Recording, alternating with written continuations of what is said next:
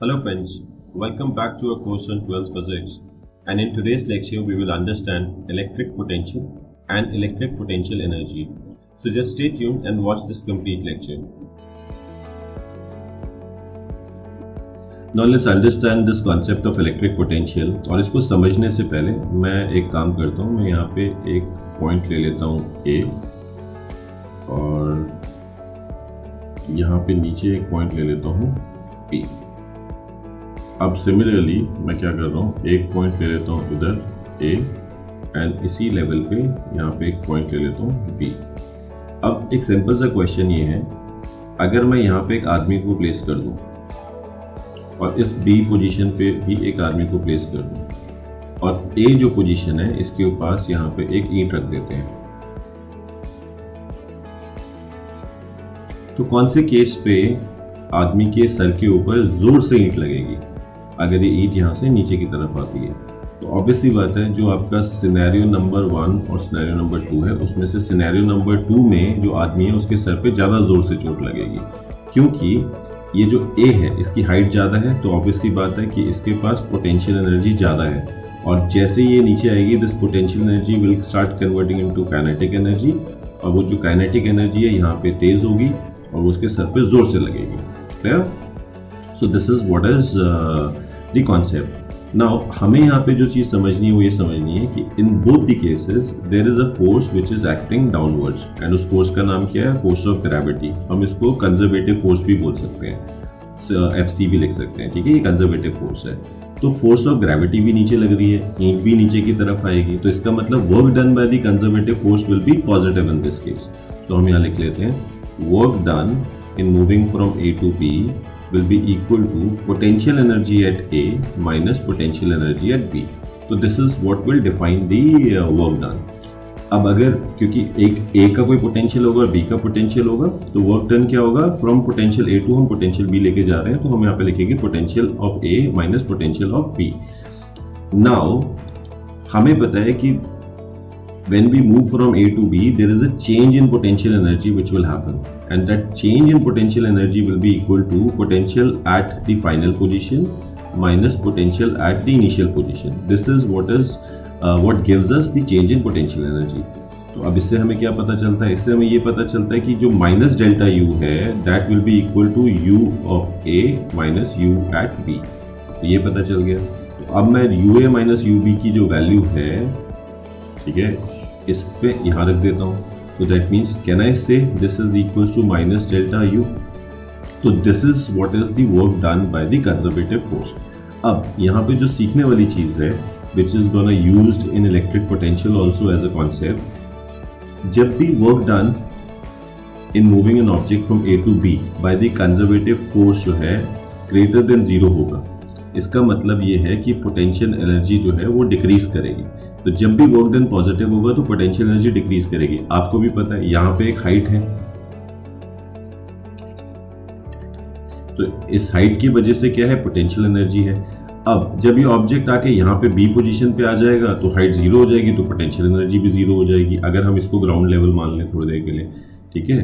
तो that means यहाँ पे कंजर्वेटिव जो फोर्स है वो वर्क डन कर रही है पॉजिटिव, तो जब वो पॉजिटिव वर्क कर रही है तो पोटेंशियल एनर्जी क्या कर रही है? डिक्रीज कर रही है, क्योंकि A पे ज़्यादा है और B पे क्या है? कम है। सिमिलरली जब भी work done by conservative force क्या होगा? नेगेटिव, लेस देन 0, तो आपका जो पोटेंशियल एनर्जी है वो क्या करेगा? सिस्टम का इंक्रीज करेगा। तो अब अगर हम एक और सिनेरियो लें जिस केस में हम बॉल को A से B की तरफ थ्रो करें ऊपर की तरफ, तो यहाँ पे कंजर्वेटिव फोर्स की डायरेक्शन नीचे की तरफ है और ऑब्जेक्ट जो है वो ऊपर की तरफ जा रहा है। दैट मीन्स जो एक कंजर्वेटिव फोर्स मैं कह सकता हूँ माइनस FC फोर्स, यानी कि नेगेटिव और कंजर्वेटिव फोर्स इस डायरेक्शन में लगानी पड़ेगी हमें, है ना? तभी ये ऑब्जेक्ट ऊपर जाएगा। तो इसका मतलब क्या है? जो work done by conservative force है which is this in this case will be negative in this case. So whenever work done is negative, the potential energy increases. तो बॉल जो है जब A से B पे जाएगी, ऑब्वियसली बात है उसका जो पोटेंशियल है वो क्या करेगा? इंक्रीज करेगा। So this is what we have to understand as a concept. So एक बार quick summary. Whenever work done by conservative force is greater than 0, potential energy decreases. and whenever work done by conservative force in moving an object from A to B is less than 0, then the potential energy increases. अब ये same concept आपका लगता है, ठीक है, in case we have let's say there are 2 points A and B in the presence of the electric field. तो मैं यहाँ पे इलेक्ट्रिक फील्ड्स बना लेता हूँ। तो ये दोनों ऑब्जेक्ट्स, अब इस पर्टिकुलर पॉइंट पे अगर मैं कोई प्लस क्यू चार्ज रखूंगा तो वो क्या करेगा, एक फोर्स एक्सपीरियंस करेगा, and this force will B in this direction, और इसका मैग्नीट्यूड क्या हो जाएगा, क्यू ई। अगर ये इलेक्ट्रिक फील्ड है तो यहाँ पे जो फोर्स एक्सपीरियंस होगी वो क्यू ई होगी। तो इस पर्टिकुलर पॉइंट पे दो कैरेक्टरिस्टिक्स है। At a we have two characteristics, one is we have the electric field which is exerting a force on this charge plus q at a point A, and due to its location, this location, it will also have electric potential, जिसको आप electrostatic potential भी बोलते हैं। तो अब क्या होगा, ये जो कंजर्वेटिव फोर्स है, ये कंजर्वेटिव फोर्स है, हमें पता है कि electrostatic force is also conservative force. तो ये जो फोर्स है, ठीक है, ये जो वर्क डन करेगी, ये क्या करेगी, पॉजिटिव वर्क डन करेगी, ठीक है, क्योंकि ऑब्वियसली क्यू इसी डायरेक्शन में लग रहा है और फोर्स बेसिकली जो है इसी डायरेक्शन में लग रही है जो आपकी इलेक्ट्रिक फील्ड की डायरेक्शन है, ठीक है, तो हमने अभी देखा ही था। तो इसका मतलब क्या है कि work done by this conservative force in moving the object from A to B is greater than 0, that means potential energy will decrease. तो potential energy in moving from A to B, ठीक है, तो क्या होगा, potential energy आपका decrease कर जाएगा। Now similarly अगर हम ये सिनेरियो ले लें बी टू ए का, तो वर्क डन, अगर हम यहाँ पे एक प्लस क्यू चार्ज रखें और उसको चार्ज को हम इधर को लेके जाना है, तो अब क्या होगा, कंजर्वेटिव फोर्स जो है वो इस डायरेक्शन में है, ठीक है, और हमें उसके अगेंस्ट चार्ज को लेके जाना है। तो work done by conservative force in this case will be negative. Work done by conservative force in this case will be negative. तो अगर work done by conservative force negative है, इसका मतलब पोटेंशियल एनर्जी क्या करनी चाहिए, इंक्रीज करनी चाहिए, ठीक है। So this is what is the concept, and now we will elaborate on electric potential. Now let's understand this problem. So we have to select the right option for this situation. तो हमारे पास ये image दे रखा है और हमें इन चार options में से बताना है। तो यहाँ पे यू बी और यू ए यूज किया गया है। U B is potential at this point, तो मैं यहाँ पे लिख देता हूँ this is U B, and यहाँ पे जो potential at this particular point A होगा that will be potential at A. Now इस एग्जाम्पल में हमें यहाँ पे क्लियरली दिख ही रहा है कि जो कंजर्वेटिव फोर्स है उसकी डायरेक्शन क्या है, इस तरफ है। तो that means work done by the conservative force in moving the discharge particle from A to B will be greater than 0, positive होगा। और अगर वर्क डन पॉजिटिव होगा तो इसका मतलब क्या है, पोटेंशियल एनर्जी जो है वो आपकी क्या करेगी, डिक्रीज करेगी। तो potential at B in this case is going to be less as compare to potential at A. That means the right answer is A. So let's understand this question. Positive charge moves from A to B. What type of work will be done by the field? तो positive charge ये रखा है इधर आपका, और ये A से लेके आपका B की तरफ को मूव कर रहा है, यानी कि मूवमेंट की डायरेक्शन ये है, और जो कंजर्वेटिव फोर्स है उसकी डायरेक्शन भी यही है, ठीक है, बिकॉज आपकी इलेक्ट्रिक फील्ड है उसकी डायरेक्शन ये है, ठीक है। सो दैट मीन्स अगर कंजर्वेटिव फोर्स और मूवमेंट दोनों एक ही डायरेक्शन में होंगी, इसका मतलब work done in moving from A to B will be greater than 0, तो it will be positive. So field will do positive work, so this is going to be the answer. So let's see this problem. इस problem में हमें पूछा गया है कि what type of work will be done by the electric field. तो सबसे पहले इलेक्ट्रिक फील्ड की डायरेक्शन क्या है आपकी, towards this, so this is the electric field direction. Now movement जो है आपकी वो कौन सी डायरेक्शन में है, अपवर्ड डायरेक्शन में है, तो this is the direction of movement. तो आपकी जो कंजर्वेटिव फोर्स है उसकी डायरेक्शन क्या होगी, नीचे की तरफ। तो मूवमेंट और कंजर्वेटिव फोर्स इन दोनों की डायरेक्शन ऑपोजिट है, इसका मतलब work done in moving from A to B will be negative. So the correct answer in this case is C. So now let's understand the relationship between the particle movement, conservative force and potential. तो इसको ध्यान से समझते हैं। तो पहला situation ले लेते हैं हम, यहाँ पे हमारा दो पॉइंट्स ले लेते हैं A और B, और हम ये मानते हैं कि जो ये पॉजिटिव चार्ज है, ठीक है, दिस इज मूविंग और this has been taken from A to B. अब इस केस में इलेक्ट्रिक फील्ड की जो डायरेक्शन है वो दे रखी है आपकी इस डायरेक्शन में, ठीक है, इलेक्ट्रिक फील्ड इस डायरेक्शन में। तो अगर इलेक्ट्रिक फील्ड इस डायरेक्शन में, इसका मतलब कंजर्वेटिव फोर्स की डायरेक्शन क्या है, सेम है। और मूवमेंट जो है आपकी, जिसको मैं कैपिटल एम से अभी रिप्रेजेंट करूंगा, मूवमेंट भी आपकी ए टू बी है। तो जब भी आपकी कंजर्वेटिव फोर्स की डायरेक्शन एंड मूवमेंट की डायरेक्शन सेम होगी, तो आपका जो वर्क डन है in moving the particle from A to B, this will always be greater than zero. ये वर्क डन जो है कंजर्वेटिव फोर्स इस केस में क्या करेगी, पॉजिटिव करेगी, क्योंकि दोनों की डायरेक्शन सेम है, मूवमेंट की भी और कंजर्वेटिव फोर्स की भी। तो work done by the conservative force will always be greater than zero in these cases, and जो आपकी पोटेंशियल एनर्जी है दैट विल डिक्रीज। इसका मतलब क्या है, पोटेंशियल एनर्जी डिक्रीज का, u at b will be lesser then u at a। इसका मतलब ये है। So this is what is going to be the relationship. Now let's take another situation. हमारे पास एक पोजीशन ये है, एक पोजीशन ये है, और यहाँ पे हमारे पास प्लस क्यू चार्ज रखा है, और जो इलेक्ट्रिक फील्ड है उसकी डायरेक्शन हम ये मान लेते हैं इधर है, और जो मूवमेंट है, मूवमेंट हम लोग अभी भी इसी डायरेक्शन में कर रहे हैं। तो ये मूवमेंट की डायरेक्शन है, इलेक्ट्रिक फील्ड इस डायरेक्शन में। तो अब हम देख सकते हैं जो कंजर्वेटिव फोर्स है उसकी डायरेक्शन ऑपोजिट है, मूवमेंट की जो डायरेक्शन है वो राइट साइड में है। तो इसका मतलब work done in moving the particle from A to B in this case is going to be lesser than zero, it will be negative, क्योंकि कंजर्वेटिव फोर्स आपकी जो है इस डायरेक्शन में लग रही है। तो इसका मतलब हमें equal and opposite force apply करनी पड़ेगी in this particular direction, in the movement direction, A to B direction. तो this will actually do the work negative. तो हेंस हम ये कह सकते हैं जो ये कंजर्वेटिव फोर्स है एक्चुअली इस केस में नेगेटिव वर्क काम कर रही है और नेगेटिव वर्क डन कर रही है। तो in this particular scenario your potential is going to increase, the potential increases, इसका मतलब u at b is going to be greater than u at a in this particular situation.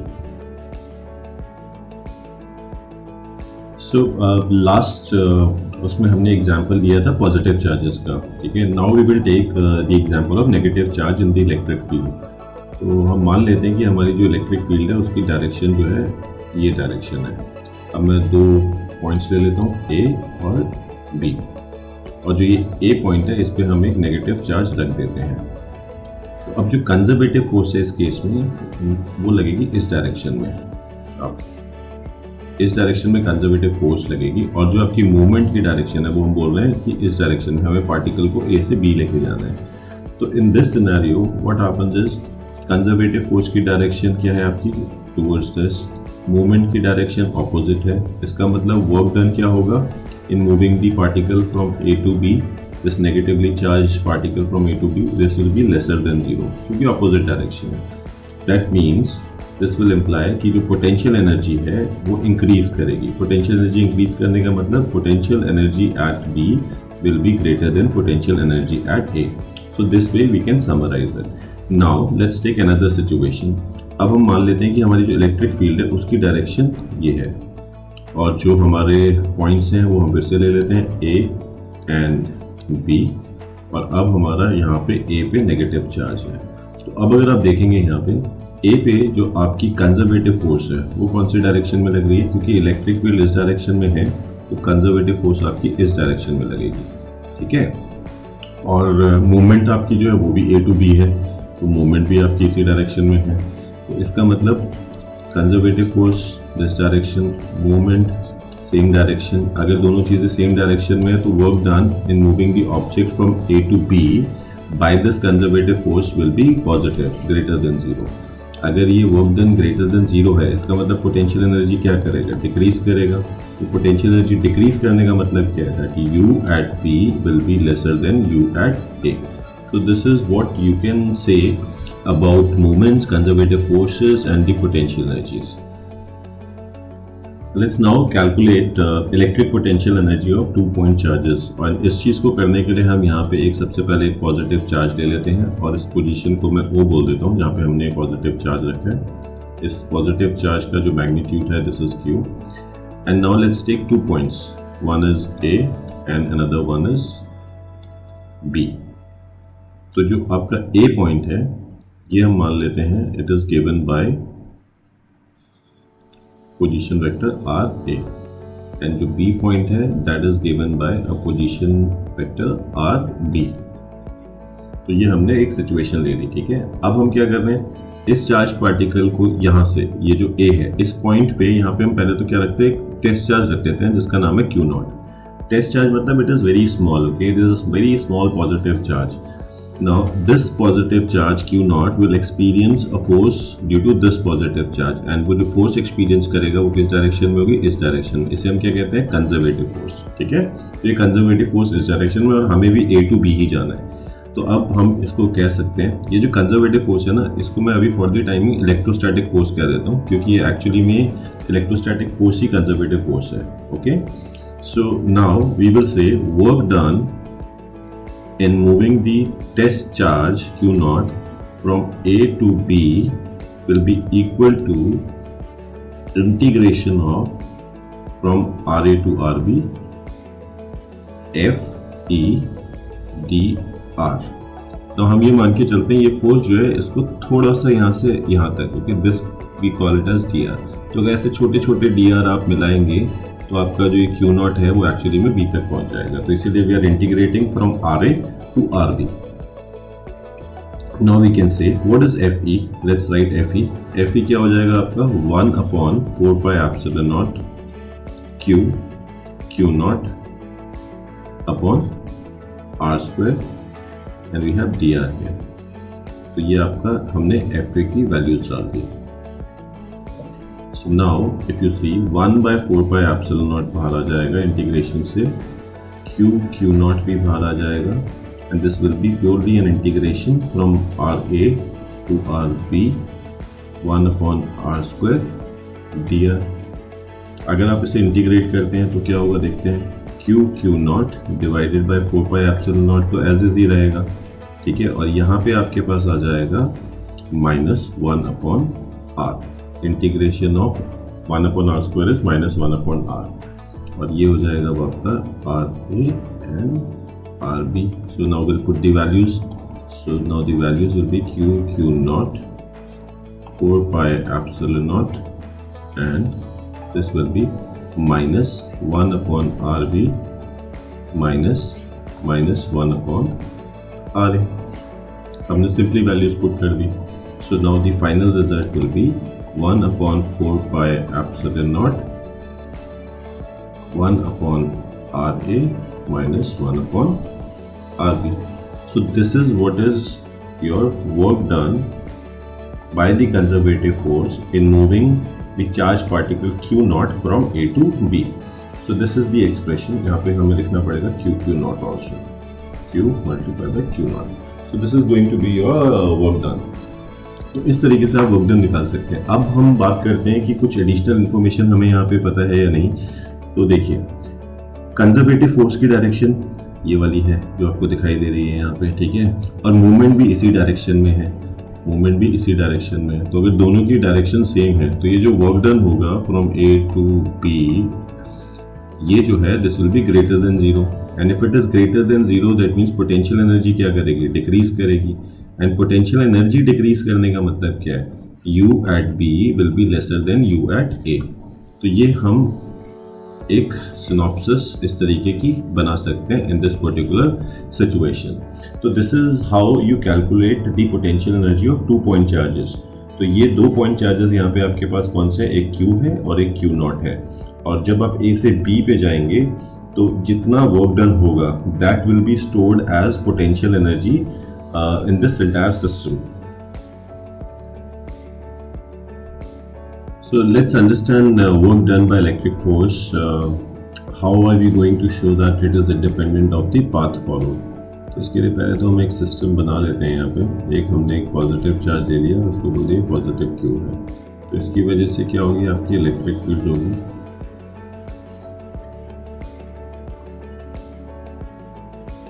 तो हमने electric field यहाँ पे कुछ बना लिए, ठीक है। अब in this electric field we are saying कि हमें एक टेस्ट चार्ज Q0 को A पोजीशन से कहीं B पोजीशन पे लेके जाना है। और पाथ फॉलोड आपका कुछ भी हो सकता है।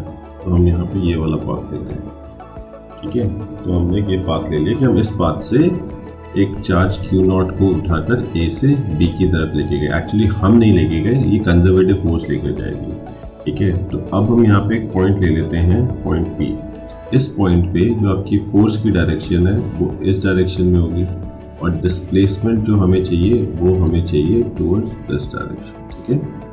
ये DL है एंड ये फोर्स की डायरेक्शन है और ये आपकी इलेक्ट्रिक फील्ड है। तो ये जो एंगल बना रही है यहाँ पे, इसको हम बोलते हैं थीटा। तो यहाँ पे हमने इसको बोला ये एंगल थीटा है। तो now work done by the conservative force in moving the object from A to B will be equivalent to integration of dW. dW मतलब small work which is being done in displacing the test charge by a distance dl. तो यहाँ पे हम लिख सकते हैं A to B. Now this is equivalent to, now let's see what is work done by the conservative force dW. तो यहाँ पे हो जाएगा आपका F vector dot dl vector.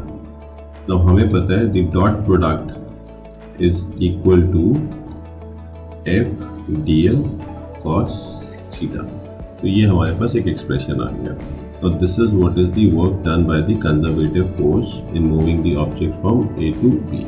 अब जो ये dl है, इसको अगर आप रिजॉल्व करते हैं तो आपको इस डायरेक्शन में मिलेगा dl cos थीटा, इस डायरेक्शन में मिल जाएगा, इस डायरेक्शन में कहीं dl sin थीटा। तो जो dl cos थीटा है that is actually equivalent to dr।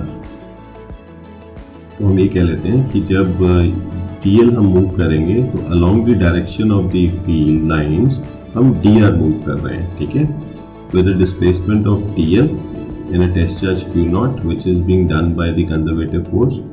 तो उस टाइम पे हम इलेक्ट्रिक फील्ड की डायरेक्शंस में सिर्फ dr मूव करेंगे। तो dr is equal to dl cos theta होगा। तो अब मैं इस dl cos थीटा को रिप्लेस कर देता हूँ dr से। तो ये हो जाएगा A to B F dr। तो हमारे पास ये फाइनल एक्सप्रेशन बच गया। अब यहाँ पे हम बहुत क्लियरली लिख सकते हैं that is the value of electrostatic force which is going to be equal to 1/4 pi epsilon naught Q0 upon R square dr। हम कह रहे हैं कि यहाँ से लेकर यहाँ तक का जो डिस्टेंस है ये R है, ओके। और ये जो पोजीशन है इसको हम पोजीशन वेक्टर RA से रिप्रेजेंट कर सकते हैं और इस फाइनल पोजीशन को हम पोजीशन वेक्टर RB से रिप्रेजेंट कर सकते हैं। तो अब हमारे पास ये एक्सप्रेशन आ गया। तो अगर हम इसे अब इंटीग्रेट करेंगे तो ये हो जाएगा 1/4 पाई एप्सिलॉन नॉट Q0 हमारे पास बाहर रहेगा और integration A to B 1/R square dr। तो this will be equal to 1/4 pi epsilon naught Q0 minus 1/R A to B। So this will be equal to 1/4 pi epsilon naught Q0 and अब वहाँ पे आ जाएगा 1/RA minus 1/R B। So this is what we will get. So this is the work done by the conservative force in moving the object from A to B। और object यहाँ पे कौन सा है? Unit positive test charge. तो ये हमारे पास यहाँ पे वर्क डन निकल गया। Now this work done by the conservative force is what is stored in the system as the potential energy. तो ये जो पूरा सिस्टम है इसमें जो ये वर्क डन हुआ this is what is stored as a potential energy in the system. अब यहाँ पे एक चीज़ जो आपकी नोटिस करने वाली है वो नोटिस करने वाली ये है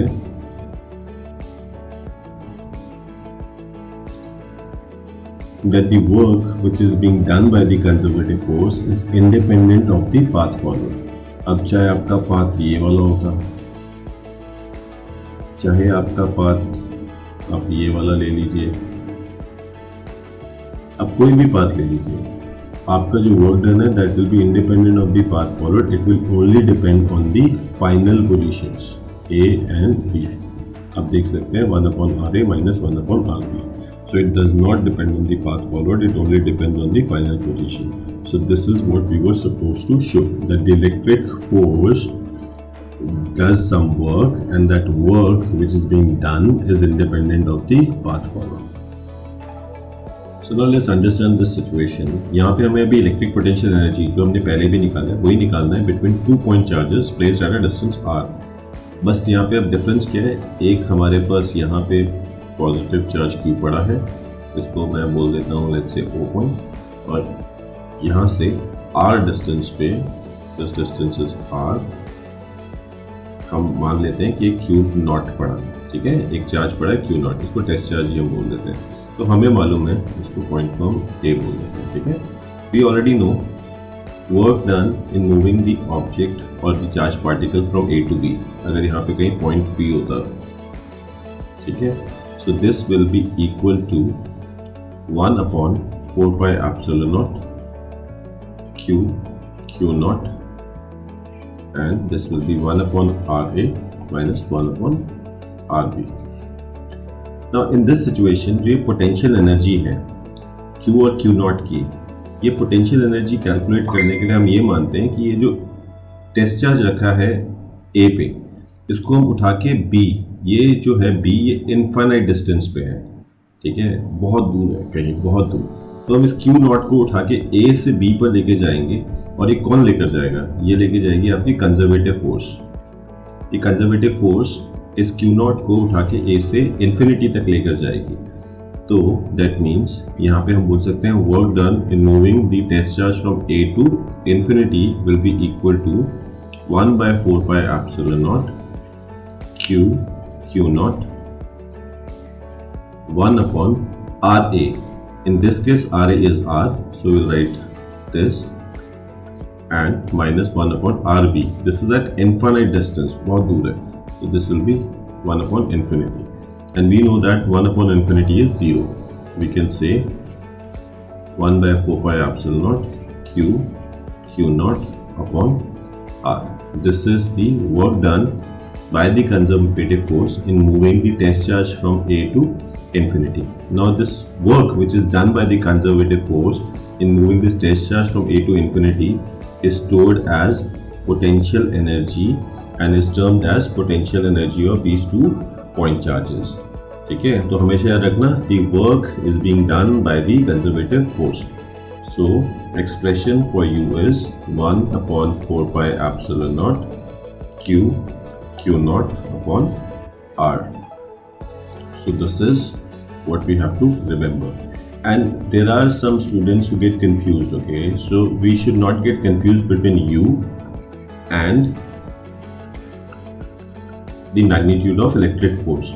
The difference between these two is that U is inversely proportional to the distance between the charged particle, and electrostatic force is inversely proportional to the square of the distance between the charged particles. So this is something which we should always remember. So now let's take 4 different scenario in order to understand this, okay? So यहाँ पे हमें potential energy और distance of separation between the point charges, उनके बीच में जो distance है और potential energy, इसके बीच में ग्राफ बनाना है. तो हम पहला सिनेरियो ले लेते हैं. फर्स्ट सिनेरियो में हमारे पास एक पॉजिटिव चार्ज है और दूसरा भी क्या है, पॉजिटिव चार्ज है. पोटेंशियल एनर्जी का एक्सप्रेशन तो आपको मालूम ही है, U is equal to 1/4 pi epsilon naught Q naught upon R. अब ये Q naught की जगह Q1 Q2 भी हो सकता है. जिन भी 2 पॉइंट चार्जेस की आप बात कर रहे हो वो चार्जेस यहाँ पे आ जाएंगे, उनका प्रोडक्ट यहाँ पे आ जाता है, ठीक है. तो अब देखते हैं, ये फर्स्ट सिनेरियो 2 पॉजिटिव चार्जेस हैं. अब ये जो पॉजिटिव चार्ज है at point B, this will experience a conservative force. इन दोनों के बीच में डिस्टेंस आ रहा है, तो अगर ये कंजर्वेटिव फोर्स एक्सपीरियंस करेगा तो इस पॉजिटिव चार्ज को जो B पे है उसको यहाँ से इन्फिनिटी, कहीं इन्फिनिटी यहाँ कहीं पॉइंट है, इस पर ले जाने के लिए जो वर्क डन होगा विच will be done by the conservative force, that will always B positive. ठीक है, बिकॉज जो मूवमेंट है पॉजिटिव चार्ज की वो और कंजर्वेटिव फोर्स दोनों की डायरेक्शन सेम है, तो work done by the conservative force in this case will be positive always. तो अगर पॉजिटिव है और डिस्टेंस ऑफ सेपरेशन तो पॉजिटिव ही होता है, यानी कि जो ग्राफ बनेगा वो आपका कौन से क्वाड्रेंट में बनेगा, फर्स्ट क्वाड्रेंट में. तो यहाँ पे हम फर्स्ट क्वाड्रेंट ले लेते हैं. तो ये हो गया आपका डिस्टेंस ऑफ सेपरेशन, ये हो गया आपका पोटेंशियल एनर्जी। और हमने अभी बोला कि जो पोटेंशियल एनर्जी है in this case this will always be greater than zero, क्योंकि the work done by the conservative force is positive. ठीक है, now let's see in this particular scenario when r approaches to zero, तो जब r zero को approach करेगा तो आपकी potential energy क्या हो जाएगी, पॉजिटिव इन्फिनिटी, यानी कि बहुत ज़्यादा। ठीक है, यानी कि इनका distance of separation almost zero है, तो this a will exert maximum force on B. ठीक है, so the potential energy at this point in time when A and B are almost trying to overlap with each other will be maximum. तो positive infinity इस direction में कहीं होता है, तो मैं यहाँ मान लेता हूँ। ठीक है, और when R will approaches to infinity, जब वो इन्फिनिटी पे बहुत दूर चले जाएगा, ये जो चार्ज पॉजिटिव चार्ज है एट B ये बहुत दूर चले जाएगा इन्फिनिटी पे, तो पोटेंशियल एनर्जी क्या हो जाएगी, जीरो हो जाएगी। वो इतना दूर है कि दोनों का अगर हम पोटेंशियल एनर्जी निकालने की कोशिश करेंगे at that point when the distance of separation is infinity it will almost be zero, तो वो कोई जीरो यहाँ पे होगा। ठीक है, पोटेंशियल जीरो इधर कहीं हो जाएगी एक्सिस के ऊपर। तो आपका जो ग्राफ है वो कुछ इस तरीके का बनेगा in this case. Okay, so this is the graph, ठीक है, between this scenario when we have two positive charges. Now let's understand what will happen when we have two negative charges. तो मैं यहाँ पे एक सिचुएशन नंबर 2 बना लेते हैं। यहाँ पे एक नेगेटिव चार्ज है और एक और नेगेटिव चार्ज है। डिस्टेंस ऑफ सेपरेशन r है, इसको a बोल देते हैं, इसको b बोल देते हैं। इस केस में देखते हैं, इस केस में जो कंजर्वेटिव फोर्स है इस डायरेक्शन में लगेगी और इन्फिनिटी भी इसी डायरेक्शन में कहीं है, बहुत दूर लेके जाना है उसको a से। तो कंजर्वेटिव फोर्स जो काम करेगी वो क्या करेगी, पॉजिटिव काम करेगी। ठीक है, सो जो पॉजिटिव वर्क डन है वही आपका स्टोर होगा एज अ पोटेंशियल एनर्जी। तो इस केस में भी आपका जो ग्राफ बनेगा वो फर्स्ट क्वाड्रेंट में ही बनेगा। Now in this scenario when your r will approaches to zero, तो आप क्या कर रहे हो, नेगेटिव को नेगेटिव के ऊपर रखने की कोशिश कर रहे हो, तो पोटेंशियल एनर्जी क्या हो जाएगी, बहुत ज़्यादा। This a will try to repel b with maximum force. Okay, so that means potential energy will become maximum, positive infinity.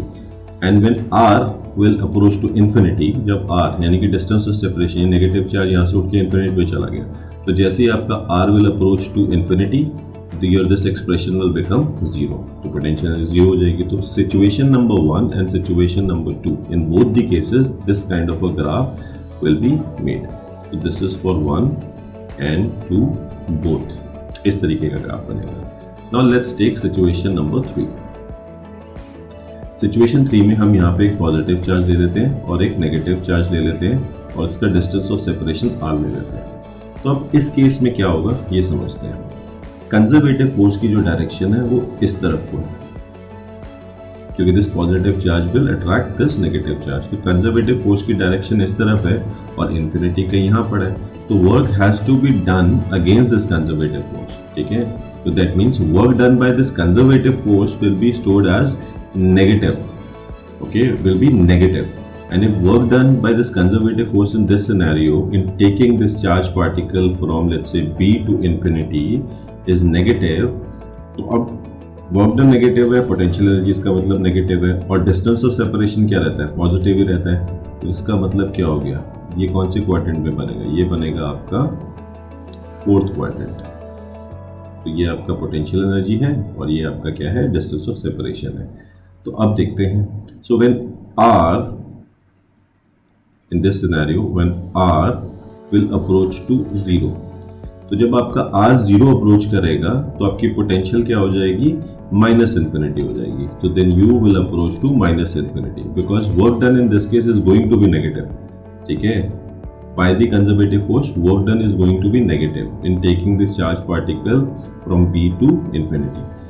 तो नेगेटिव होगा, माइनस इन्फिनिटी यहाँ कहीं होता है। ठीक है, when r will approach to infinity, ठीक है, then the potential energy will become zero, तो वो जीरो यहाँ कहीं होता है। तो इसका मतलब in this particular scenario your graph is going to be something like this. आपका ग्राफ कुछ इस तरीके का बनेगा। Now let's take fourth scenario. अभी फोर्थ सिनेरियो में हमारे पास हम मान लेते हैं एक नेगेटिव चार्ज है और एक पॉजिटिव चार्ज है और दोनों a और b डिस्टेंस पे पड़े हैं। एंड इनके बीच में डिस्टेंस ऑफ सेपरेशन क्या है r। अब इस पर्टिकुलर केस में आपकी जो कंजर्वेटिव फोर्स है वो इस डायरेक्शन में लगेगी और इन्फिनिटी तो यहाँ कहीं है, जो दूर कहीं पड़ा है, ठीक है। तो that means work done by this conservative force in this particular scenario will also be negative, taking this positive charge from B to infinity. So work done by the conservative force is negative and distance of separation तो positive ही होता है, तो quadrant यहाँ पे भी कौन सा use होगा, fourth quadrant यूज होगा। Now if you see carefully in situation in 3 and situation number 4 दोनों केसेस में आपका यही ग्राफ बनेगा, थर्ड एंड फोर्थ में आपका यही ग्राफ बनेगा। तो whenever we have same nature of charges, ठीक है, तो आपका ग्राफ इस तरीके से बनता है। And whenever the nature of the charges is opposite, ठीक है, then आपका ग्राफ इस तरीके से बनता है। So that is how we can now solve problems in regards to graphs between potential energy and the distance of separation between 2 point charges. Now let's understand electric potential energy due to the system of n charges. तो यहाँ पे हमारे पास n charges पड़े हैं। Q1 जो है that is R1 away from the origin, that means the position vector for Q1 is R1, position vector for Q2 is R2, and similarly for Q3 is R3 and Qn is Rn। तो इसके position vectors हो गए। अब समझते हैं potential energy total system की क्या होगी। तो that will be given by U। U will be equal to potential energy between this pair then plus potential energy between 1 and 3। तो हम ये वाला पेयर ले लेंगे 1 and 3, और इसी तरीके से हम ले लेते हैं so on potential energy 1m। एक तो ये हो जाएंगे। देन हम लोग क्या करेंगे, अब सेकंड के साथ पेयर्स लेंगे। तो सेकंड के साथ, अब जब सेकंड चार्ज के साथ आप पेयर लेंगे तो फिर से 2 1, ये वाला पेयर आपका दोबारा से रिपीट हो जाएगा, ठीक है। तो मैं यहाँ लिख देता हूँ 2 1 plus potential energy 2 3 plus so on potential energy 2n। ये हो गया। This will keep on going, और अब हम यहाँ लिख सकते हैं 3 की वजह से 3 1 plus 3 2 plus so on 3n dash dash dash। So this is what is the potential energy of this system. Now let's elaborate. Let's write the values first of all. तो अगर हम इसको वैल्यूज़ के साथ लिखना है तो हम क्या लिख सकते हैं, इस पूरे एक्सप्रेशन में सबसे पहले हमारे पास 1/4 पाई एप्सिलॉन नॉट तो सभी एक्सप्रेशन में होगा, तो इसको हम बाहर रख लेते हैं। अब फर्स्ट पेयर की बात करते हैं। तो फर्स्ट पेयर में हमारे पास आ जाएगा Q1 Q2 divided by R12। Now what is R12? This is going to be R12। Then if you want to write, ये जो है आपका ये हो जाएगा R23, ठीक है, and this will be your R3n। ये सारे आपके पोजीशन वेक्टर्स हो जाएंगे। सो इस तरीके से आप लिख सकते हैं। तो यहाँ पे आपने R12 लिख दिया क्योंकि Q1 और Q2 के बीच में जो मैग्नीट्यूड है वो R12 से रिप्रेजेंट किया जाएगा। Done. Now let's move on. Plus अब लिखते हैं Q1 Q3 divided by R13, then plus plus plus and Q1 Qn divided by R1n। तो ये हो गया आपका 1 के साथ जो पेयर्स बन रहे हैं, ठीक है। Now will go and move towards कि सेकंड के साथ आपके क्या पेयर बन रहे हैं। तो again Q1 Q2 R12 plus Q2 Q3 R23 plus so on Q2 Qn divided by R2n, and this way we can keep on going। तो ये हमारे पास टोटल पोटेंशियल एनर्जी अभी आ गई। अब इतना बड़े ढंग से लिखने की जगह हम इसको क्या कर सकते हैं, शॉर्ट नोटेशंस में भी लिख सकते हैं। और जो नोटिस यहाँ पे हमें करना है वो ये करना है कि हर पेयर जो है वो रिपीट होगा इस तरीके से, अगर हम इसको सॉल्व करने की कोशिश करते हैं। U12 इधर भी आ रहा है एंड U12 इधर भी आ रहा है, ठीक है। सिमिलरली U13 इधर भी आ रहा है और U13 इधर भी आ रहा है। तो ये दो बार रिपीट होने वाला है। तो अब इसको हम लिखते हैं सिंप्लीफाइड नोटेशन में। Total potential energy of the system will be 1/4 pi epsilon not, और मैं मान लेता हूँ QI और Q जे, दो चार्जेस, एंड इनके बीच में हम कहते हैं डिस्टेंस जो पोजीशन वेक्टर वो आर आई जे होगा, ठीक है। अब जो आई और जे है इसकी वैल्यूज हमें ढंग से डालनी है, तो हम यहाँ बोल देते हैं आई लेस देन जे, सिंपल।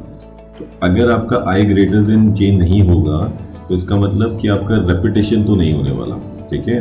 और इक्वल टू जे भी आप नहीं ले रहे हैं, इसका मतलब वो ये है कि आप potential energy between the same charges नहीं निकालेंगे, यानी कि 1 और 1 के बीच में आप पोटेंशियल एनर्जी नहीं निकालेंगे। That's the reason we have generalised this expression as this way. So this is going to be the expression for potential energy for a system where we have n charges.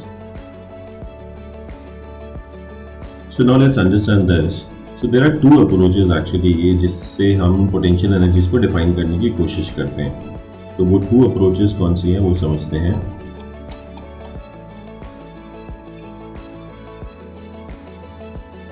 First approach है आपकी जहां पे हम बात कर रहे हैं conservative force की, और सेकेंड अप्रोच है जहां पे हम बात करते हैं एक्सटर्नल फोर्स की।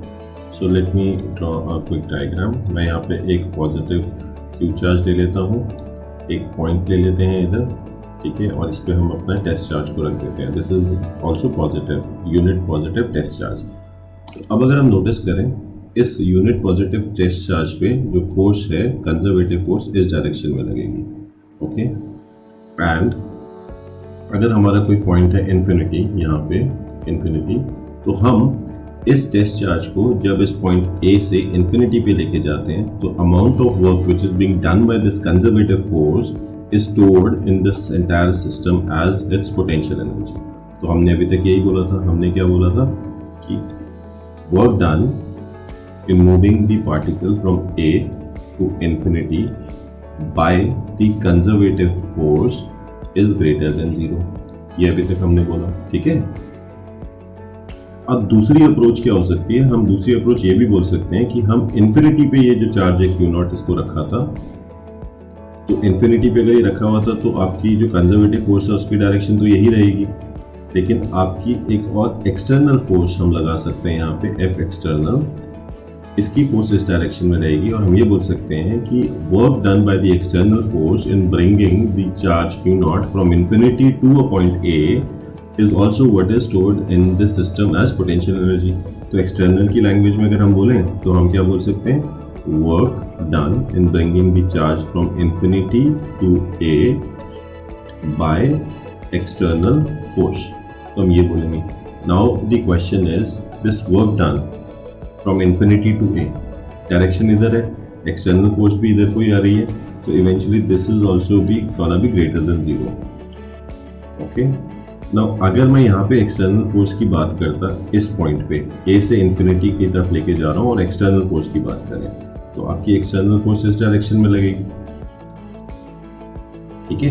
एक्सटर्नल फोर्स इस डायरेक्शन में लगेगी। इसका मतलब अगर मुझे यहाँ पे लिखना होता तो मैं ऐसे भी लिख सकता हूँ, work done in taking a charge from A to infinity by the external force in this case is going to be less than 0, क्योंकि अब एक्सटर्नल फोर्स है, एक्सटर्नल फोर्स आपकी इस डायरेक्शन में लग रही है, कंजर्वेटिव फोर्स आपकी इस डायरेक्शन में लग रही है, तो एक्सटर्नल फोर्स जो है वो क्या करेगी? नेगेटिव वर्क करेगी। क्लियर? नाउ अगर इसको हम इस कॉन्टेक्स्ट में लिखना चाहें तो कैसे लिखेंगे? Work done in taking the charge from infinity to A by the conservative force. अब हम मान लेते हैं कि Q0 इधर पड़ा है, तो अगर हमें यहाँ से इधर लेकर आना है तो this will B less than 0, क्योंकि कंजर्वेटिव फोर्स की डायरेक्शन इस तरफ है, मूवमेंट हम इस तरफ करना चाहते हैं, तो जो work done by conservative force है वो क्या हो जाएगा? नेगेटिव हो जाएगा इस केस में। तो देखिए, कहने के कोई भी तरीके हो सकते हैं, आपको सिर्फ इतना याद रखना है, या तो आप work done by conservative force बोलो, अगर आप work done by conservative force बोल रहे हो then you will take the charge from A to infinity and that will be stored in this system as potential energy. Second approach is that you will say that work is being done by the external force in taking the charge from infinity to A. In that case also this is going to be greater than 0. Now work done in moving the charge from A to infinity by the conservative force actually is equals to work done in moving the charge from infinity to A by the external force. सो ये दोनों एक ही बात है। हम लोग generally हमारे आगे के लेक्चर में फर्स्ट अप्रोच को ही यूज़ करेंगे, ठीक है। एंड इस फर्स्ट अप्रोच को हम इसलिए ही यूज़ करेंगे, रीज़न बीइंग क्योंकि अगर आप किसी भी अप्रोच को मास्टरी कर लेते हो तो दूसरे अप्रोच के बारे में बात करना ऑटोमेटिकली आसान हो जाता है। So will only talk about first approach. So let's understand this problem now. सबसे पहले तो मैं इस प्रॉब्लम में बोलना चाहूँगा कि ये प्रॉब्लम बहुत ही इंटरेस्टिंग प्रॉब्लम है।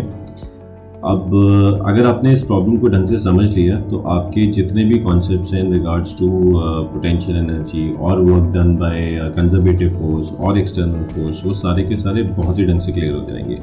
तो इस प्रॉब्लम को देखते हैं। 2 point charges are located on the X axis. Q1 पे आपका नेगेटिव चार्ज है और Q1 जो है वो नेगेटिव चार्ज है at X is equal to 0। तो पहले एक एक्सिस बना लेते हैं, तो मैं यहाँ पे बनाता हूँ, ठीक है। तो ये मेरी जो पोजीशन है ये 0 पोजीशन है, ठीक है। और मैं कह देता हूँ यहाँ पे x इज इक्वल टू 0 है और इस पोजीशन का नाम रख देते हैं A पोजीशन। यहाँ पे हमारे पास नेगेटिव चार्ज पड़ा है। फिर हमारे पास एक पॉजिटिव चार्ज पड़ा है, इस पोजीशन का नाम मैं रख देता हूँ B और ये A डिस्टेंस अवे है फ्रॉम ओरिजिन। तो इस पर हम रख देते हैं पॉजिटिव चार्ज, जैसा कि प्रॉब्लम में बोला है। अब first part of the problem is find the work that must be done by an external force. ये बहुत इंपॉर्टेंट पॉइंट है। To bring a third point charge, positive charge from infinity to x is equal to 2a। तो यहाँ पे पहले तो हम एक C पॉइंट ले लेते हैं और ये जो है वो 2a डिस्टेंस पे है और यहाँ पे एक पॉजिटिव चार्ज आएगा और कहाँ से आएगा, इन्फिनिटी से आएगा। अब देखिए, इस फर्स्ट पार्ट को सॉल्व करने से पहले मैं आपको बोलूँगा कि आप एक्सटर्नल फोर्स को थोड़ी देर के लिए भूल जाइए, हम कंजर्वेटिव फोर्स की टर्म्स में ही बात करेंगे, ठीक है। तो ये हमारा सिस्टम है और हम क्या चाहते हैं, जो ये कंजर्वेटिव फोर्स है वो इस चार्ज को C से उठाकर इन्फिनिटी पे लेके जाए, ठीक है। तो अब देखते हैं कंजर्वेटिव फोर्सेज यहाँ पे लग कौन कौन सी रही है। तो एक तो आपकी फोर्स लग रही है इस डायरेक्शन में due to this charge B की वजह से, ठीक है। ये रिपल्सिव फोर्स है। और एक फोर्स लगेगी आपकी अट्रैक्टिव फोर्स, वो किस चार्ज की वजह से लगेगी, A की वजह से, ठीक है, जो A पे चार्ज रखा है। इसका मैग्नीट्यूड FA का कम होगा एज कम्पेयर टू FB। और ऐसा क्यों है, FB का मैग्नीट्यूड ज़्यादा बड़ा इसलिए होगा, रिपल्सिव फोर्स है और ये दोनों चार्जेस जो हैं ये दोनों एक दूसरे के पास रखे हुए एज कम्पेयर टू A पे रखे हुए चार्ज और C पे रखे हुए चार्ज के।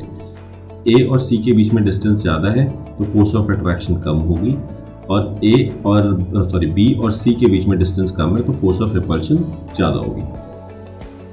नाउ लेट्स सी कि नेट कंजर्वेटिव फोर्स कौन सी डायरेक्शन में लगेगी। तो नेट कंजर्वेटिव फोर्स आपकी इस डायरेक्शन में लगेगी। तो इसका मतलब जो ये चार्ज रखा है C पे, उसको तो कंजर्वेटिव फोर्स भी C से इन्फिनिटी पे ही ले जाना चाहती है। तो that means work which will be done in taking the charge from infinity to C by the not infinity to C, from C to infinity, from C to infinity by the conservative force will be positive। तो मैं यहाँ पे directly U लिख देता हूँ। अब यहाँ पे मैंने पॉजिटिव इसीलिए लिखा है क्योंकि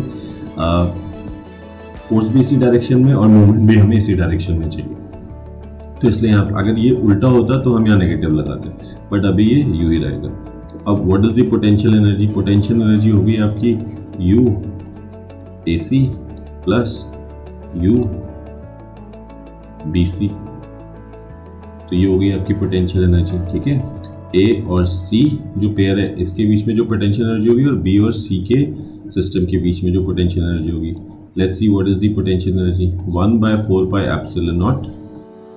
A पे नेगेटिव चार्ज है और B पे पॉजिटिव है, तो minus E multiply by plus E will be minus E square divided by distance between them, distance is 2a, plus 1/4 pi epsilon not plus C multiply by plus E is E square divided by A। If you simplify this, यहाँ पे 2 है तो 2 LCM यहाँ पे हम लेंगे, 2 इससे multiply भी करेंगे, डिवाइड भी करेंगे, ठीक है। तो आपका ये हो जाएगा 2E square minus E square which will B E square. तो अब आप इसको लिख सकते हैं E square divided by 8 pi epsilon not A। So this is the work which will be done by the conservative force in taking the charge from C position to infinity. Now this work which has been done, ये कौन सी force ने किया है, ये conservative force ने किया है, ठीक है। This will be equal to work which will be done by the external force in taking the charge from infinity to position C. तो ये हमें मालूम ही है। तो this is what is the answer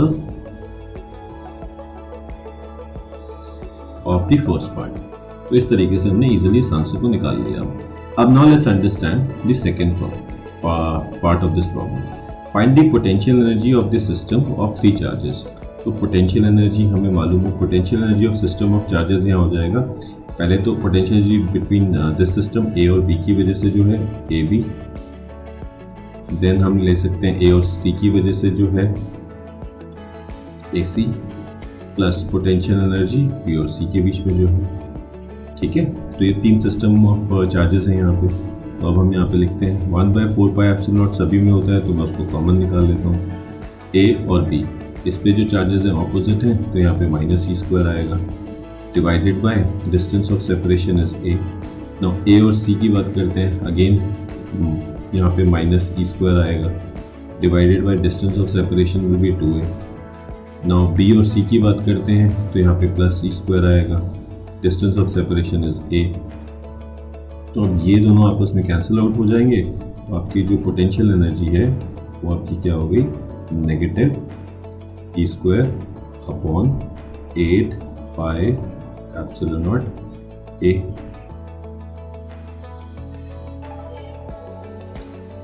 तो ये आपकी नेगेटिव पोटेंशियल एनर्जी आ गई इस पूरे सिस्टम की। तो इसका मतलब क्या है? इसका मतलब ये है कि जो work done by conservative force है in taking these charges from original position, जिस पोजीशन पे वो अभी हैं, टू इंफिनिटी इज नेगेटिव। क्या मतलब? ये ए पे रखा है नेगेटिव चार्ज, इसको उठाया कंजर्वेटिव फोर्स ने, इसको उठा के यहाँ से इन्फिनिटी पे ले गई कंजर्वेटिव फोर्स। जो बी पे रखी है चार्ज प्लस ई, इसको भी उठाया यहाँ से इन्फिनिटी पे ले गई, और सी पे जो चार्ज रखा है इसको भी उठाया यहाँ से इन्फिनिटी पे ले गई कंजर्वेटिव फोर्स। तो वो जो कंजर्वेटिव फोर्स इन सभी चार्जेस को इनकी ओरिजिनल पोजीशन से उठाकर इन्फिनिटी पे लेके जाएगी, वो भी क्या होगा, नेगेटिव होगा। और इसका ये भी मतलब होता है कि work done by external force. तो अब एक्सटर्नल फोर्स क्या करेगी, अगर उसको भी नेगेटिव रखना है तो वो इन्फिनिटी से इन चार्जेस को ओरिजिनल पोजीशन पे लेके आएगी। तो external force in bringing these charges from infinity to original position is also negative. Okay, so this is how we are going to classify it. अगर आपको इसको और लैंग्वेजेस मतलब और तरीकों से भी बोलना है तो आप ये भी बोल सकते हैं work done by the conservative force in bringing these charges from infinity to original position will be positive. तो अगर आप इन्फिनिटी से कंजर्वेटिव फोर्सेस जो हैं इन चार्जेस को इनकी ओरिजिनल पोजीशन पे लेकर आएगी, तो वो work done by the conservative force क्या होगा, पॉजिटिव होगा, इन्फिनिटी से ओरिजिनल पोजीशन। ठीक है, और इस केस में हम ये भी बोल सकते हैं अगर एक्सटर्नल फोर्स इन चार्जेस को ओरिजिनल पोजीशन से इन्फिनिटी पर लेके जाएगी, तो that work will also be equal to positive work. So this is how we kind of use this concept of potential energies and the work done by the conservative force or the work done by the external force. So we recommend that you practice one thing, and eventually what is going to happen after practicing one concept in terms of conservative forces, अगर आप उसको practice कर लेते हैं ढंग से, तो external forces क्या करेंगी, वो automatically आपको पता चलना start होता है।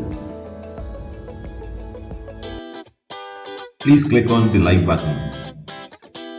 Also click on the subscribe button to subscribe to our channel. Click on the bell icon to receive regular updates about our channel and the videos which we post. Thank you.